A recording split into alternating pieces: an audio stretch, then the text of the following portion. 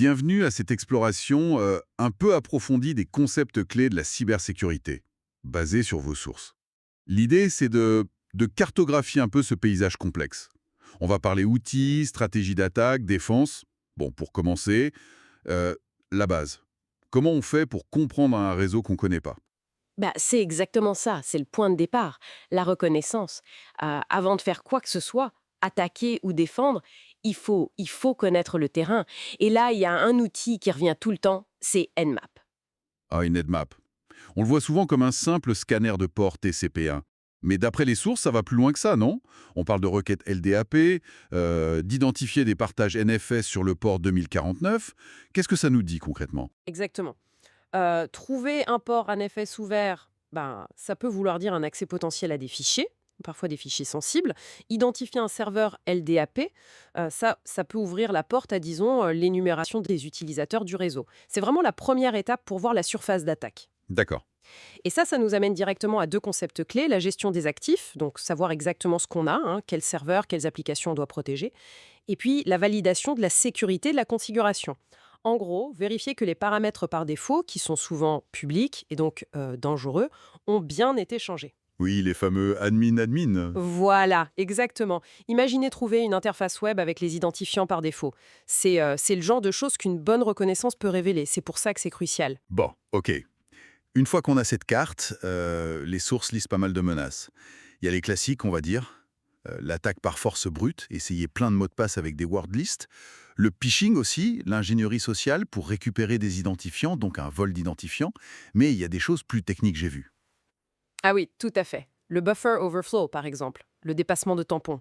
Ça, c'est une vulnérabilité logicielle assez critique.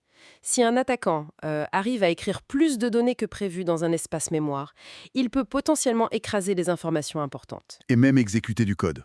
Voilà, c'est ça le pire scénario. L'exécution de code arbitraire. L'attaquant prend le contrôle en quelque sorte. C'est une porte d'entrée très très puissante.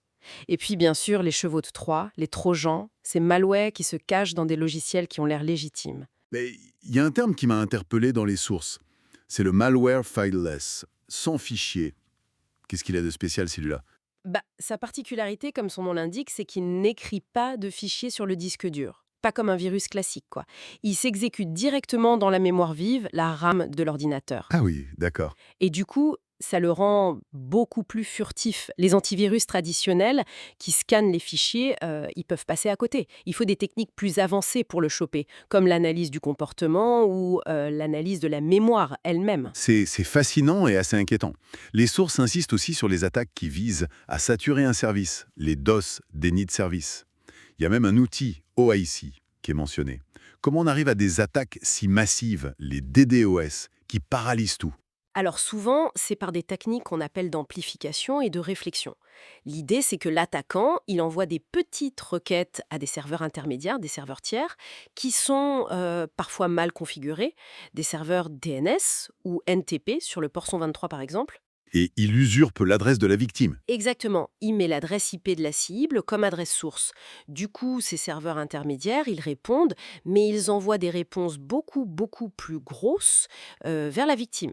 Ça l'inonde de trafic, et quand c'est fait depuis plein de machines en même temps, Les fameux botnets. voilà, les botnets, des réseaux de machines infectées, des zombies, qui sont contrôlés à distance par un serveur de command and control, un CNC. C'est ça qui permet les attaques distribuées massives, les DDoS. Ok, c'est assez clair. Alors, face à tout ça, comment on se défend? Les sources donnent des pistes. Oui, BPDU garde, c'est une sécurité sur les switches réseau. Si un port qui est normalement connecté à un utilisateur final reçoit des paquets de contrôle STP, des BPDU, ce qu'il ne devrait jamais faire, eh bien le port se désactive automatiquement. Ça évite des boucles réseau ou certaines attaques. D'accord. Une autre mesure technique importante mentionnée, c'est DNSSEC. Ça vise à sécuriser les réponses DNS pour éviter l'empoisonnement de cache. En gros, ça garantit que la réponse DNS vient bien du bon serveur et qu'elle n'a pas été modifiée grâce à des signatures cryptographiques. Et puis, évidemment, le filtrage du trafic, c'est un peu la base contre les DOS et DDoS. Et au-delà de ces outils très spécifiques, est-ce qu'il y a des grands principes de défense qui ressortent? Des bonnes pratiques générales? Oui, absolument. Deux principes fondamentaux reviennent sans cesse. D'abord, le chiffrement. chiffrer les données, que ce soit au repos sur les disques ou en transit sur le réseau. C'est essentiel pour la confidentialité et l'intégrité. Mhm. Et ensuite, le principe de moindre privilège. C'est simple. Chaque utilisateur, chaque application ne doit avoir que les droits strictement nécessaires pour faire son travail.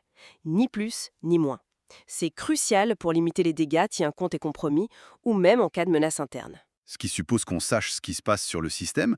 J'imagine que la journalisation, le logging et la supervision, le monitoring sont clés ici. Indispensable, sans log détaillé, sans surveillance active, c'est très difficile de détecter une attaque à temps, Mm. ou même de comprendre ce qui s'est passé après un incident. Et pour analyser des fichiers suspects trouvés dans les logs, par exemple, on utilise des machines virtuelles isolées. C'est la pratique standard pour étudier un malware sans risque. Logique. Et les sources mentionnent aussi brièvement deux autres choses. La stéganographie, c'est l'art de cacher des données dans d'autres fichiers, typiquement une image, Mm. parfois utilisée pour sortir des infos discrètement.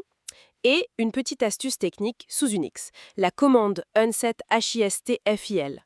Ça évite que les commandes tapées soient enregistrées dans l'historique, une mesure simple de sécurité opérationnelle. Bon, on a couvert pas mal de choses, hein.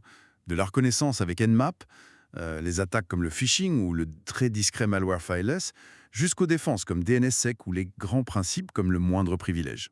Oui, ça donne une bonne idée, je pense, de la complexité et surtout de la dynamique constante de la cybersécurité. C'est vraiment une course entre ceux qui attaquent et ceux qui défendent. Chacun innove, chacun s'adapte. Tout à fait. Et pour finir, peut-être une petite réflexion. En repensant justement à ce malware fileless, si les menaces s'exécutent de plus en plus directement en mémoire, comment nos défenses traditionnelles, qui sont souvent centrées sur l'analyse des fichiers sur le disque, comment est-ce qu'elles doivent évoluer pour rester efficaces? C'est une question intéressante pour la suite, je trouve.